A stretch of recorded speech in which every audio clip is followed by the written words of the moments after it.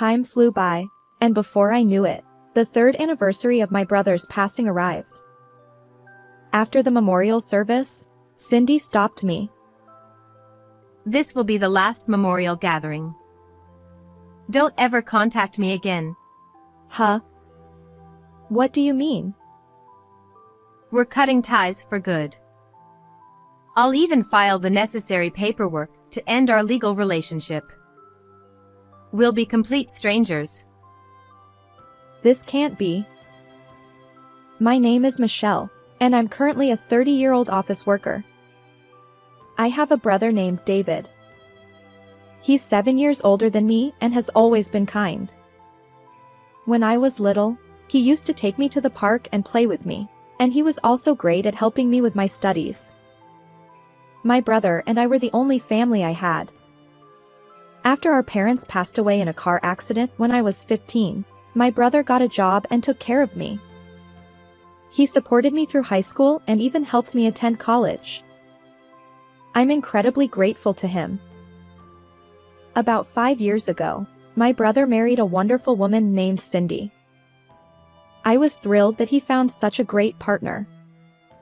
Since he had been like a single father, sacrificing his precious 20s to take care of me, I felt indebted to him. Cindy is elegant, gentle, and a perfect match for my kind-hearted brother.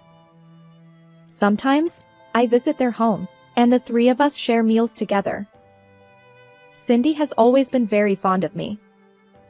I was glad that my brother had built a happy family. But then, something happened. My brother passed away 2 years ago when he was 35. The cause was cancer that he had been battling for 3 years. I resented God, wondering why it had to be my family enduring such pain. Yet, despite his own suffering, my brother always wore a smile for me. Michelle, with your lovely smile, I want you to keep laughing. Even though he knew his time was limited, he tried to impart important lessons to me. He believed in maintaining hope and living with a smile. I realized that I shouldn't be the only one wearing a gloomy expression when my brother had made peace with living the rest of his life this way. So, until he passed away, I made an effort to interact with him while wearing a smile.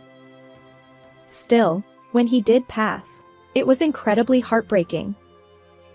I cried a lot and felt down for a while.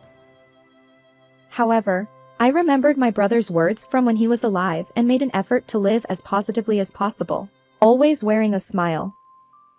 Even though I still haven't fully overcome my brother's death and sometimes feel like crying out of the blue, I know I need to live with a positive outlook, for my brother's sake. About 3 months after my brother's passing, I visited Cindy, my sister-in-law. However, I was surprised by her appearance, specifically, her clothing.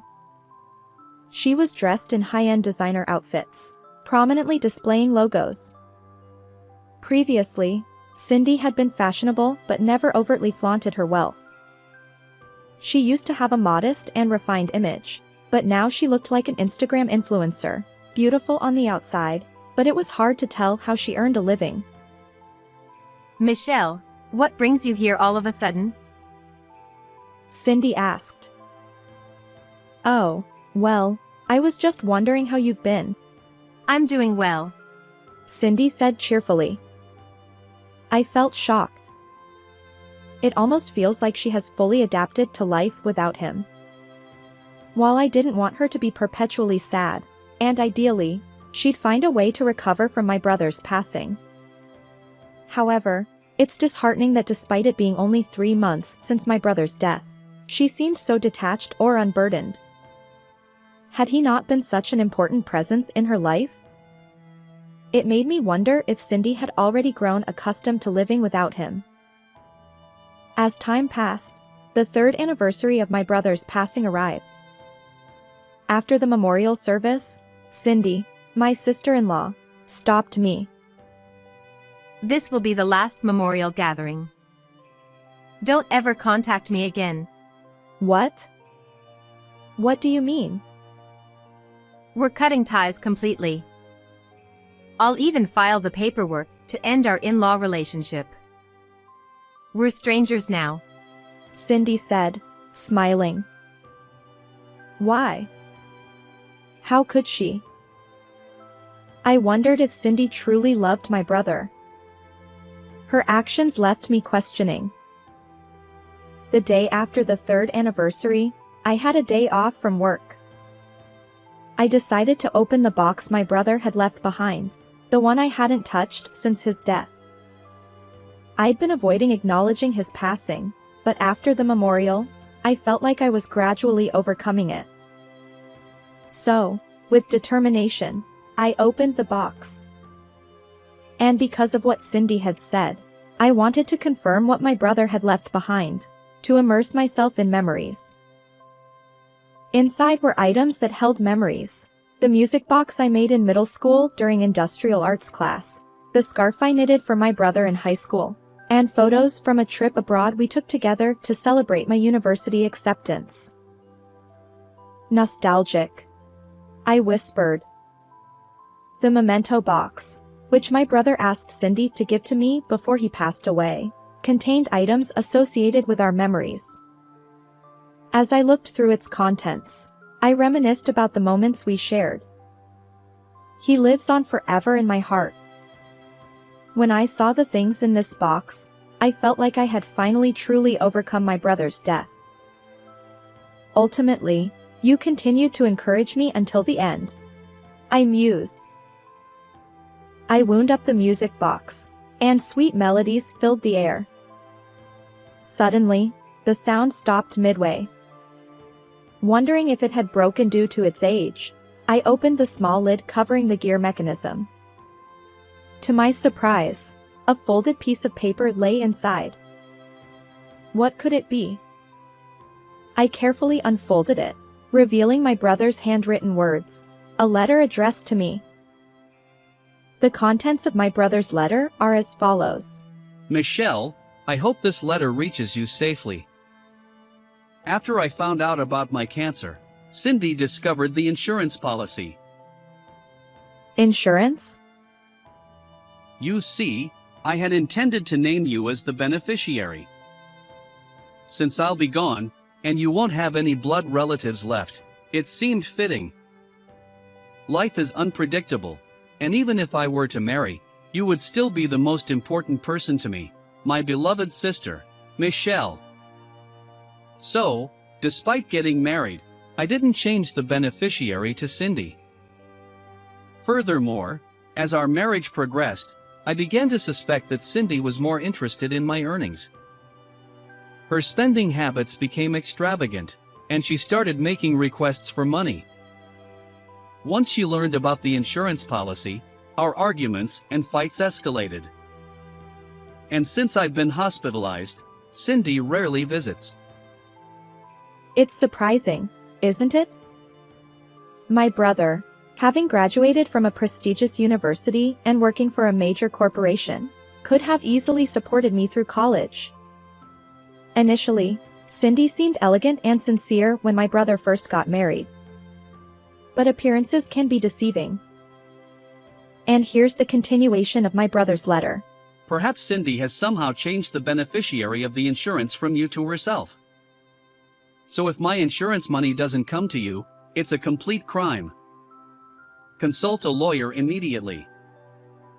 I was in shock for a while after reading the letter. After regaining some composure, I followed my brother's advice and consulted a law firm right away. The fact that I still hadn't received the insurance money even after the 3rd anniversary of my brother's passing indicated that Cindy had indeed changed the beneficiary without my knowledge. Now it all made sense. The lavish lifestyle Cindy had been leading. In short, Cindy had embezzled the insurance money and was living a life of luxury. The lawyers were empathetic and promptly took up the case with the insurance company. And that's when I learned the shocking truth: the amount of my brother's insurance payout. Apparently, my brother had taken out a life insurance policy soon after our parents' passing, and the final payout was $300,000. The insurance company promptly responded through the lawyer and paid me $300,000. Even though I saw the amount recorded in my passbook, it didn't feel real. I somehow couldn't believe I had that much money. but this was something my brother left for me. I intend to use it carefully to live a happy life. Later, Cindy suddenly called me. What's going on? Why are you calling out of the blue? Haven't we cut ties already? Don't play innocent. You set me up, didn't you? Oh, really?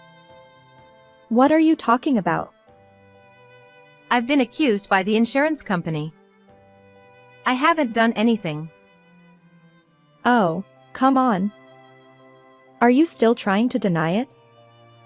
You changed the beneficiary of the insurance money without authorization, didn't you? What? I didn't change anything without permission. David signed the paper to change it, and I took it to the insurance company. Is that so? I thought this woman was beyond redemption. Even now, she's still claiming her innocence. Well, you see, the fact that the insurance company has accused you means that everything you've done is out in the open. Forensic analysis of the handwriting has already proven that it's not my brother's signature. Oh no. You didn't. Who would have thought you'd cozy up to someone at the insurance company and try to split the insurance money? Why would you? Through a lawyer, the insurance company investigated, and apparently the person in charge quickly confessed to the crime. I don't know the whole truth, but it seems he easily betrayed you, considering that he was approached by you. So, it appears that your guilt is quite significant. This can't be. Well, well, well. Bad deeds catch up with you, don't they? Make sure you return the money to the insurance company. But I've already spent $60,000. Oh dear. Well, that's your own doing. Anyway, I'll never forgive you. Let's cut ties just as you suggested. Perfect strangers. And with that, I hung up the phone and blocked Cindy's number. Later, both Cindy and the insurance company representative who collaborated with her were arrested for fraud. They were each given probation and required to pay half of the $300,000 to the insurance company. Even after using the remaining $90,000 she had on hand for repayment, Cindy still had $60,000 in debt remaining. Currently, she lives a modest life and works nights to repay her debts. Well, it's a case of reaping what she sowed, so there's no room for sympathy. On the other hand, I've returned to my daily routine, focusing on saving from my earnings while being frugal. I plan to use the insurance money my brother left me for retirement. Following my brother's advice, I've embraced positivity and a smiling outlook on life, which recently led to a wonderful encounter. He's kind, cherishes me, and we're both in our 30s, even discussing marriage. Every day with him is delightful, and I'm confident that together, we'll build a beautiful family. I'll live a happy life, honoring my brother's memory. How did you find this story? And don't forget to subscribe to the channel. Until next time.